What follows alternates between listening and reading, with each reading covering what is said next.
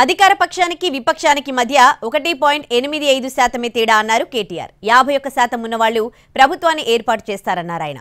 కేటీఆర్ వ్యాఖ్యలకు ముఖ్యమంత్రి రేవంత్ కౌంటర్ ఇచ్చారు. 51% నంబర్ ఉన్నవాళ్లు ప్రభుత్వాన్ని ఏర్పాటు చేస్తారు. కొంతమంది ఎన్ఆర్ఐలకు ప్రజాస్వామ్య స్ఫూర్తి తెలియదన్నారు ఆయన. 39 మంది ఉన్నారు, వాళ్ళు 64 మంది ఉన్నారు, మిడిసిపడుతున్నారు అధ్యక్ష. ఎంత అధ్యక్ష తేడా? 1.85% ఓటు మాత్రమే. 1.85%. అధ్యక్ష, ఈ రకమైన మిడిసిపాటు మంచిది కాదు. గతంలో మనల్ని పీడించిన వాళ్ళు పోయినారు, కానీ వాళ్ళ పేర్లు తలుచుకునే వాళ్ళు ఇంకా అక్కడే ఉన్నారు అధ్యక్ష. కొంతమంది ఎన్ఆర్ఐస్కి ప్రజాస్వామిక స్ఫూర్తి అర్థము అవగాహన కాదు. మనం ప్రయత్నం చేసినా కూడా వారు తెలుసుకునే ప్రయత్నం చేయరు. ప్రజాస్వామ్యంలో 49కి 0 వాల్యూ ఉంటుంది, 51కి 100% వాల్యూ ఉంటుంది. ఎందుకంటే 51% ఓట్లు, 51% నెంబర్ ఉన్న వాళ్ళు ప్రభుత్వాన్ని ఏర్పాటు చేస్తారు.